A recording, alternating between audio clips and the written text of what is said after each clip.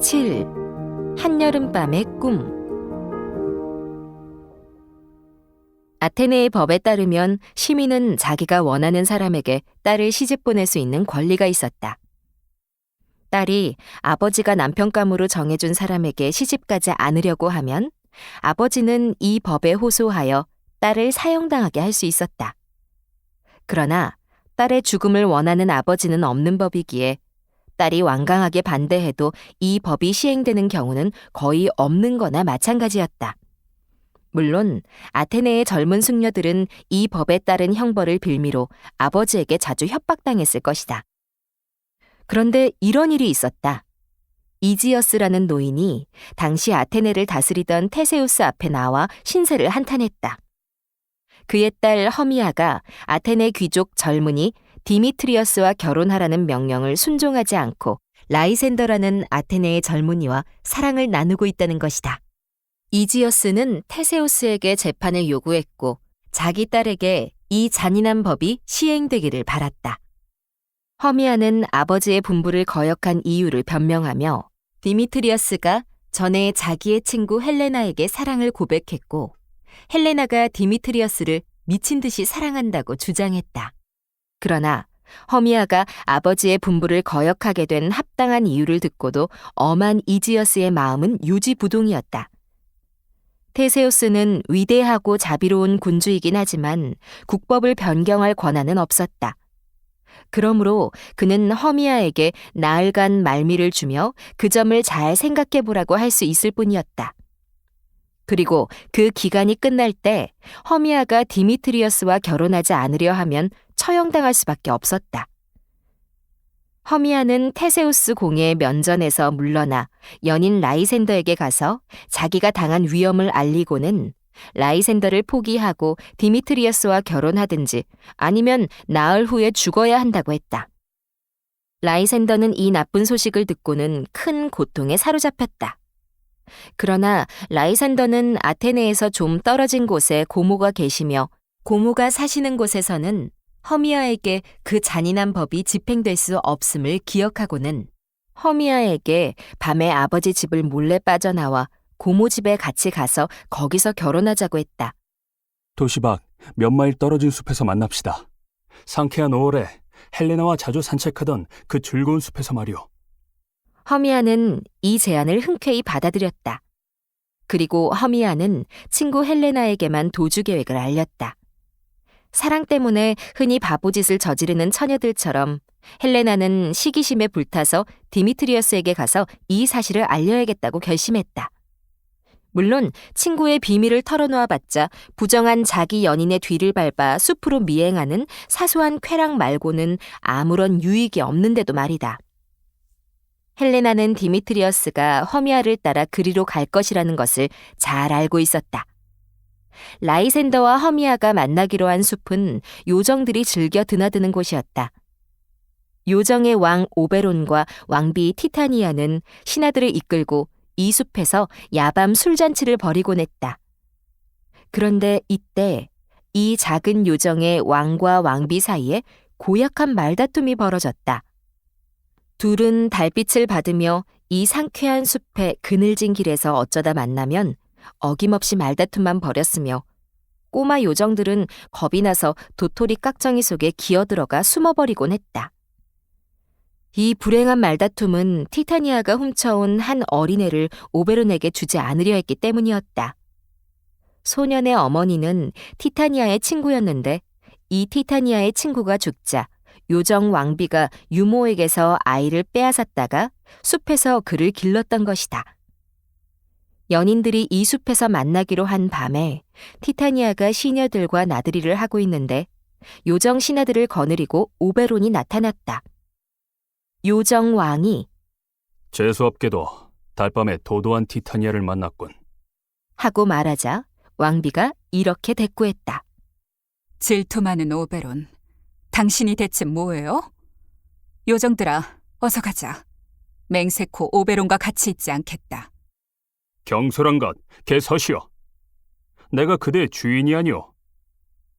왜 티타니아가 이 오베론을 거역하오? 훔쳐온 어린애를 내 시동으로 넘기라는 것뿐인데. 고정하세요. 당신의 요정 나라를 다 준다 해도 이 소년을 넘길 수 없어요. 왕비는 화를 내며 왕을 떠났다. 그래, 마음대로 하시오. 아침 미명이 되기 전에 그 무례함을 인하여 그대를 괴롭게 하겠소. 그런 다음 오베론은 가장 총애하는 개인 고문인 퍼크를 불렀다. 퍼크는 영리하고 심술궂은 요정으로 이웃 마을을 찾아가서 우스꽝스러운 장난을 치곤 했다. 때론 젖소 우리에 들어가 젖을 마구 짜내기도 하고, 때론 버터 만드는 틀에 가볍고 공기 같은 자기 몸을 집어넣어 미친 듯이 춤을 추고 다니는 통에 일하는 아낙네들이 부지런히 크림을 저어 버터를 만들려고 해도 헛수고가 되게 했다. 시골 총각이 대신 해봐도 신통치 않았다. 퍼크가 맥주통에 장난을 치려고 작정한 날에는 맥주는 볼 것 없이 못 쓰게 되었다.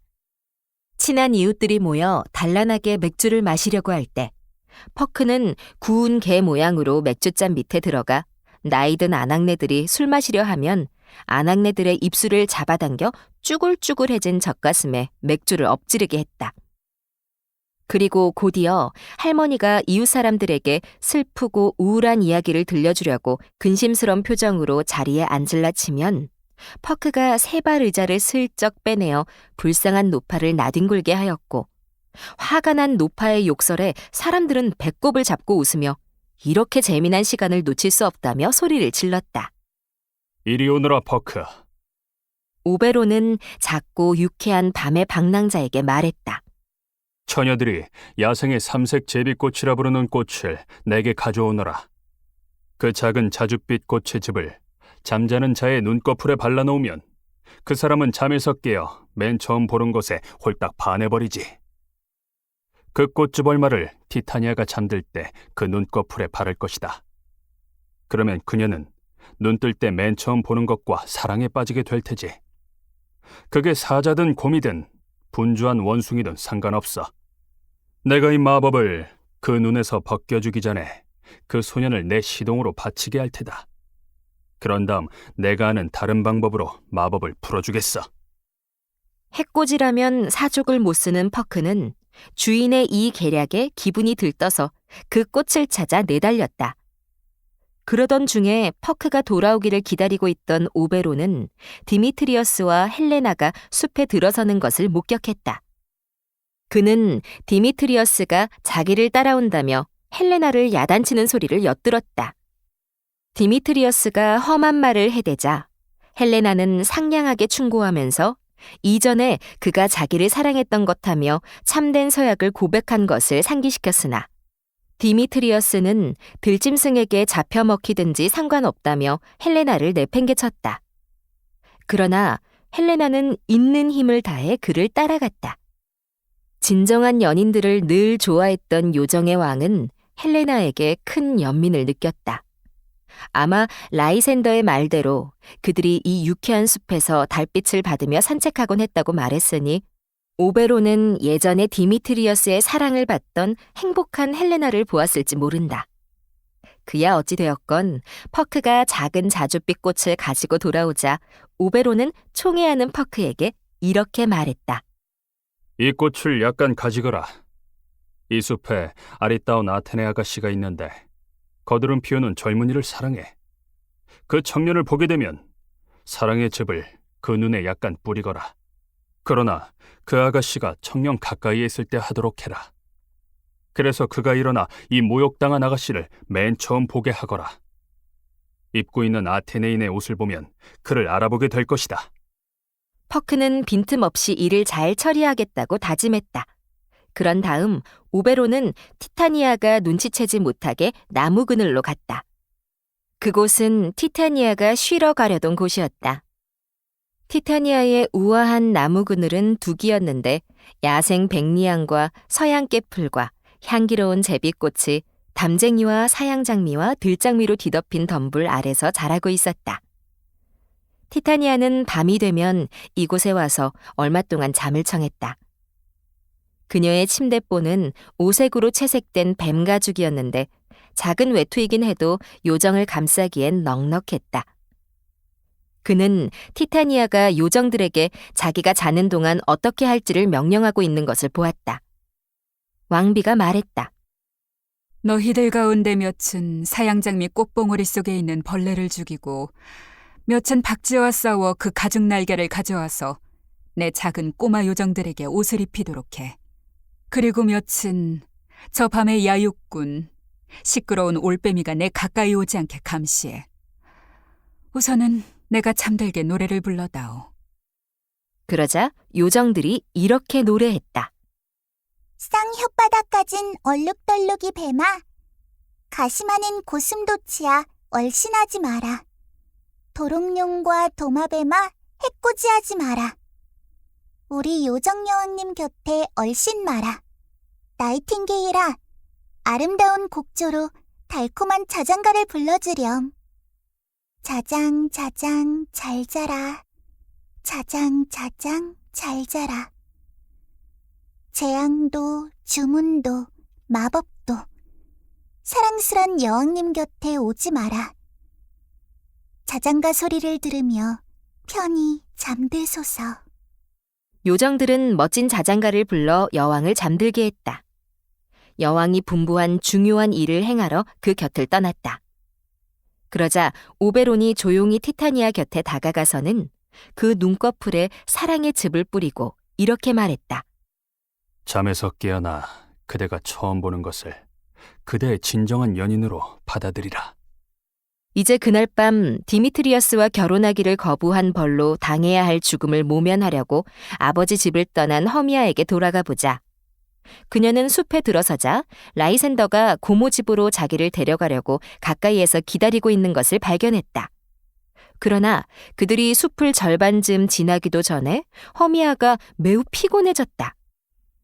자기 때문에 죽음도 불사할 정도로 사랑을 보여준 여인을 끔찍이 여기는 터라 라이센더는 부드러운 이끼 덮인 둑에서 아침까지 쉬어가자고 권하고는 조금 떨어져서 땅에 몸을 누였고 둘은 속히 골아 떨어졌다.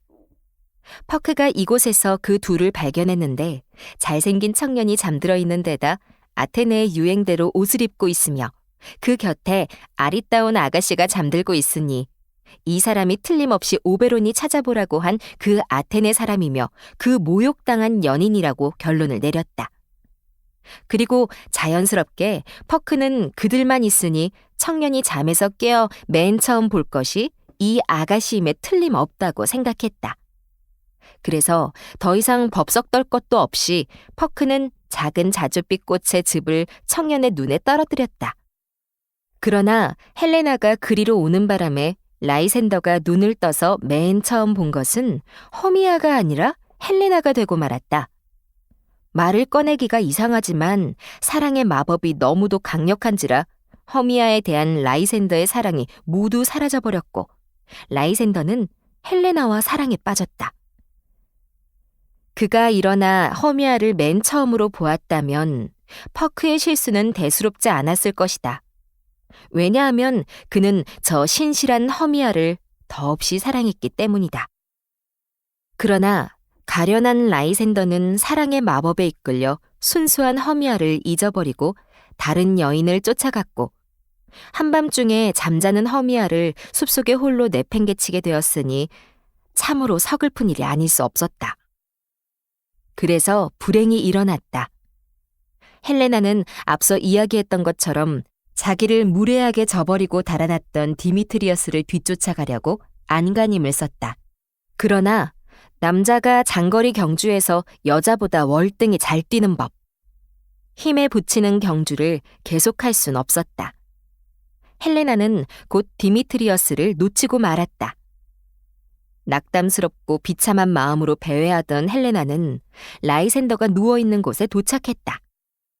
아니, 땅에 누워있는 이 사람은 라이센더인데 죽은 걸까 아니면 잠든 걸까? 그리고 가볍게 그를 만지며 헬레나는 말했다. 라이센더, 살아있다면 일어나세요. 이 말에 라이센더는 눈을 뜨고는 즉시 터무니없는 사랑과 칭송의 말로 헬레나에게 이야기했다. 비둘기가 까마귀와 비교될 수 없듯이 헬레나가 허미아보다 훨씬 아름답다고 말하고 그녀를 위해서라면 불길도 마다하지 않겠다고 했다. 그리고 사랑에 빠진 사람답게 사랑의 말을 많이 늘어놓았다. 헬레나는 라이센더가 자기 친구인 허미아의 연인이며 그가 허미아와 결혼하기로 엄숙히 약조한 것을 알므로 이런 식의 말을 듣고는 화가 머리 꼭대기까지 치밀었다. 그도 그럴 것이 라이센더가 자기를 놀리고 있다고 생각했기 때문이었다. 아니, 내가 모든 사람에게 이처럼 조롱당하고 경멸당하는 이유가 무엇이란 말인가? 내가 디미트리어스에게서 다정스런 눈길이나 친절한 말을 얻을 수 없는 것으로도 족하지 않단 말이에요? 당신이 이렇게 모욕적인 태도로 나를 유혹하는 척하다니 말이 되는 일이에요? 라이센더, 저는 당신이 점잖은 분이라고 생각했는데. 헬레나는 이런 말을 하고는 대단히 화를 내며 달아났다. 그러자 라이센더는 여전히 잠들어 있는 자기의 허미아를 까맣게 잊어버리고 헬레나를 쫓아갔다. 허미아는 잠에서 깨어났으나 자기 혼자라는 것을 알고 매우 두려워졌다. 그녀는 라이센더가 어떻게 되었는지, 어디로 가야 그를 찾을 수 있는지 알지 못하여 숲을 이리저리 돌아다녔다. 한편 허미아와 그의 연적 라이센더를 찾을 수 없는 데다 지쳐버린 디미트리어스는 속히 잠들게 되는데 그것을 오베론이 보았다. 오베론은 퍼크에게 몇 가지 질문을 던지고 나서 퍼크가 엉뚱한 사람의 눈에 사랑의 마법을 걸었음을 알게 되었다.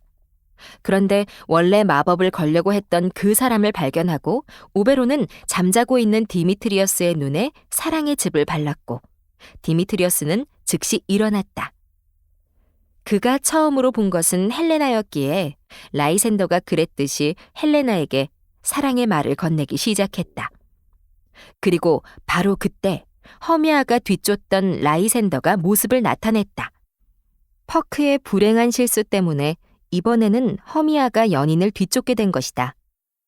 그러자 라이센더와 디미트리어스는 서로 자기가 헬레나를 사랑한다고 말했다. 물론 강력한 마법의 영향을 받고 있기 때문이었다. 놀란 헬레나는 디미트리어스와 라이센더 그리고 한때 다정했던 친구 허미아가 모두 자기를 놀리려고 한통속이 되어 음모를 꾸미고 있다고 생각했다. 허미아는 헬레나만큼 놀랐다. 그녀는 전에 자기를 사랑했던 라이센더와 디미트리어스가 이제 헬레나의 연인이 되어버린 이유를 알지 못했다. 그리고 헬레나에게는 그 일이 장난 같지 않았다. 이전에 언제나 둘도 없는 친구였던 아가씨들은 이제 고성을 주고받게 되었다. 헬레나가 말했다. 못된 험이야. 라이센더더러 모욕스런 찬사로 나를 괴롭히게 만든 건 널 테지. 그리고 언제나 발길질하며 나를 내쫓고 나던 너의 또 하나의 연인인 디미트리어스에게도 나를 여신이니 님프니 귀하니 소중하니 거룩하니 하며 이야기하라고 시켰겠다. 네가 나를 조롱하라고 시키지 않았다면 디미트리어스가 미워하는 나에게 그런 말을 했을 리 없어. 못된 험이야.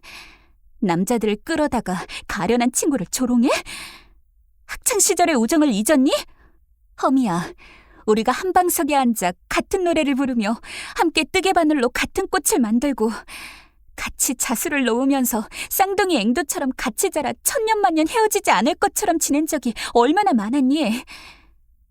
험이야, 남자들을 끌어다가 가련한 친구를 조롱하다니 우정도 아니고 여자답지도 않은 짓이야. 그렇게 열을 내며 말하다니 기가 막히는군. 난 너를 조롱하는 게 아니야. 도리어 내가 나를 조롱하는 것 같아. 그러자 헬레나가 대꾸했다. 얼씨구, 계속 심각한 척 표정을 지으면서 내가 등을 돌리면 입을 삐죽거리겠지. 그런 다음 서로 눈짓하고 신나게 놀리겠지. 일말의 동정심이나 호의나 예의가 있다면 나를 이런 식으로 대하진 않을 거야. 헬레나와 허미아가 서로 화를 내며 이런 말을 주고받는 동안 디미트리어스와 라이센더는 그들을 떠나 헬레나의 사랑을 얻기 위해 숲에서 서로 싸웠다. 신사들이 떠난 것을 발견한 두 아가씨는 헤어져 서로의 연인을 찾으러 지친 몸을 이끌고 다시금 숲속을 헤맸다. 그들이 사라지자마자 작은 퍼크와 함께 그들의 다투는 소리를 듣고 있다가 요정왕이 말했다. 버크, 이건 네 과실이야. 그렇지 않다면 일부러 이렇게 한 거지. 저를 믿어주세요, 어둠의 임금님.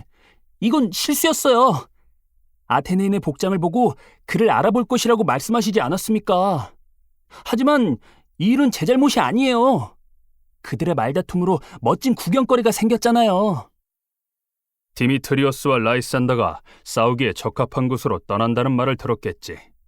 내게 명하노니 짙은 안개로 이 밤을 휘감고 싸움질 좋아하는 연인들이 어둠 가운데서 길을 잃어 서로 발견할 수 없게 해라. 한 사람의 목소리를 흉내내어 다른 사람에게 심한 조롱을 퍼부어 적수의 목소리로 알고 너를 따라오게 하거라. 그들이 너무 지쳐서 더 이상 갈 수 없을 때까지 하도록 해라. 그들이 잠들면 이 꽃의 즙을 라이산더의 눈에 바르고 라이산더가 잠에서 깨면 헬레나에 대한 사랑을 잊게 될 것이며 이전처럼 허미아에 대한 열정을 갖게 될 것이다. 그러면 어여쁜 두 아가씨는 사랑하는 사람과 행복해질 것이다. 그리고 그들은 지금까지 벌어진 모든 일을 괴로운 악몽으로 생각할 것이다. 그런 다음 너는 나와 함께 티타니아가 얼마나 달콤한 사랑을 발견했는지 살펴보러 가자. 티타니아는 여전히 잠들어 있었다. 그리고 오베로는 그녀 가까이에 어릿광대가 있는 것을 보았는데 그도 숲에서 길을 잃고 잠들어 있었다. 이 친구가 티타니아의 진정한 연인이 되겠군. 그리고 어릿광대에게 당나귀 머리를 씌우자 영락없이 그의 어깨에 달린 머리 마냥 잘 어울리는 듯했다. 오베로는 당나귀의 머리를 아주 부드럽게 붙였다.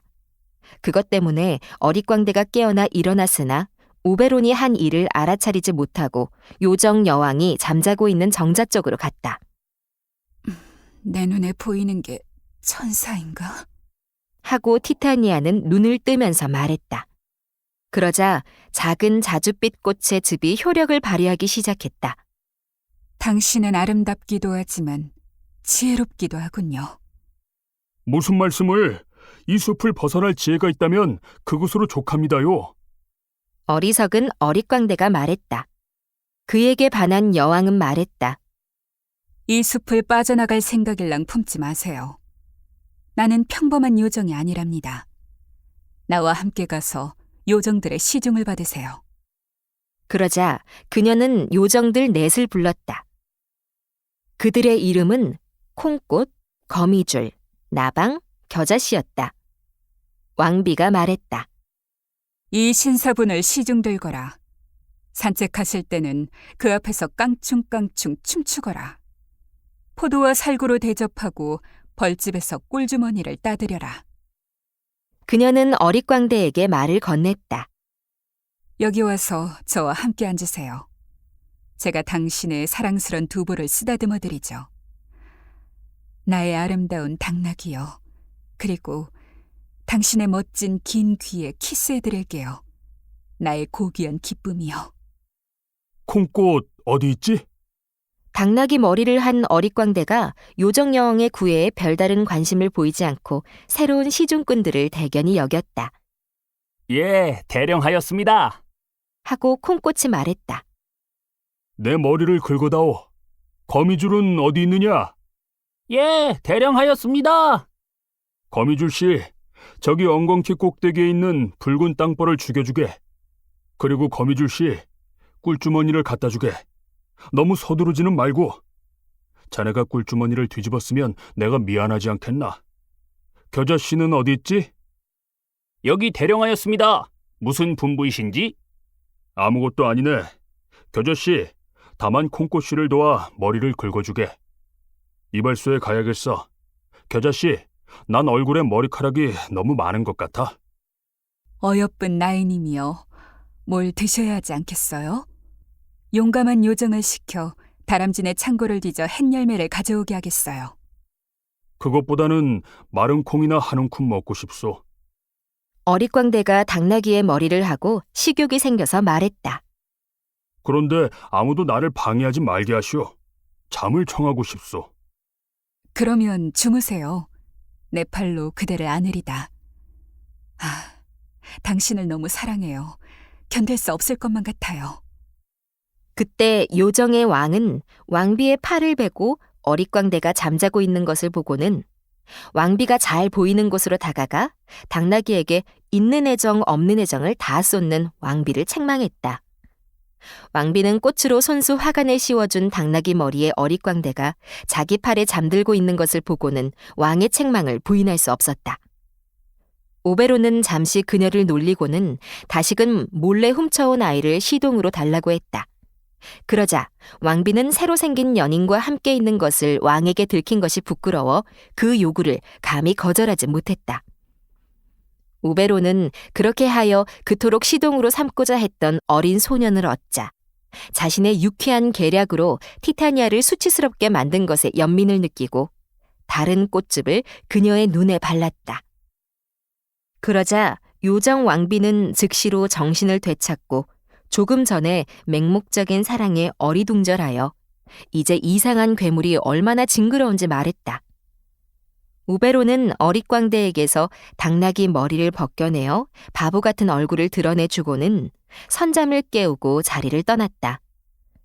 오베론과 티타니아는 이제 완전히 화해했고 오베론은 연인들과 그들의 한밤중 소란에 관하여 티타니아에게 이야기해 주었다. 그러자 티타니아는 오베론을 따라가서 그 희한한 사건의 결말을 보겠다고 했다. 요정 왕과 왕비는 연인들과 그들의 아리따운 아가씨들이 멀리 떨어지지 않은 잔디밭에서 자고 있는 것을 발견했다. 퍼크가 전에 저지른 실수를 바로잡기 위해서 그들을 모두 같은 곳에 모으되 서로 알지 못하게 하려고 온갖 정성을 다하여 계략을 꾸몄다. 그리고 그는 요정 왕이 준 해독제로 라이센더의 눈에서 마법을 조심스럽게 풀어주었다. 허미아가 먼저 깨어나 라이센더가 가까이에 자고 있는 것을 발견하고 그의 이상한 변덕에 어리둥절했다. 라이센더가 곧 눈을 떠서 소중한 허미아를 보고는 요정의 마법에 가려진 이성을 되찾고 아울러 허미아에 대한 사랑을 되찾았다. 그러자 그들은 간밤의 희한한 일에 관하여 이야기를 주고받으며 이런 일이 실제로 일어났는지 아니면 똑같이 황당한 꿈을 꾸었는지 의아해했다. 이때 헬레나와 디미트리어스가 깨어났다. 그리고 달콤한 잠을 잔 덕택에 헬레나는 혼란스럽고 화가 난 마음이 가라앉아 디미트리어스가 이제 그녀에게 바치는 사랑의 고백을 즐겁게 들었으며 아울러 그것이 진실임을 알고는 놀라워했다. 밤중에 배회하던 아리따운 아가씨들은 더 이상 적수가 아니라 다시금 참된 친구가 되었다. 주고받은 온갖 고약한 이야기는 잊어버렸다. 그리고 그들은 앞으로 어떻게 해야 할지 조용히 의논했다. 곧 디미트리어스는 허미아를 포기했으니 그녀의 아버지를 찾아가 그녀에게 언도된 잔혹한 사형 선고를 철회하도록 힘을 쓰겠다고 했다. 디미트리어스가 이와 같이 우호적인 목적으로 아테네로 돌아가려고 준비하고 있다가 도망친 딸을 찾아 숲으로 온 허미아의 아버지 이지어스를 보고 놀랐다. 이지어스는 디미트리어스가 이제 자신의 딸과 결혼하지 않으려 하는 것을 알고는 더 이상 라이센더와의 결혼을 반대하지 않았으며 나흘째 되는 날에 결혼하라고 허락했다. 그리고 바로 그날은 허미아가 생명을 잃게 되어 있던 날이었다. 그날 헬레나도 이제 신실해진 사랑하는 디미트리어스와 결혼하기로 기쁘게 동의했다. 요정 왕과 왕비는 보이지 않는 관객으로서 이 화해 장면을 바라보면서 오베론의 호의로 연인들이 행복한 결말을 맞이하는 것에 큰 기쁨을 얻은 나머지 요정나라 전역에 연회를 열어 다가오는 결혼식을 축하하기로 작정했다. 그런데 누구라도 요정들과 그들의 장난에 관한 이야기를 듣고 믿기 어렵고 괴상하다고 판단하여 기분이 상한다면 잠들어 꿈을 꾸었는데 꿈속에서 이 모든 희한한 사건이 일어났다고만 생각해주기 바란다. 그리고 바라건대 재미있고 무해한 이 한밤중의 꿈을 읽고 기분이 상할 만큼 분별 없는 독자가 없었으면 한다.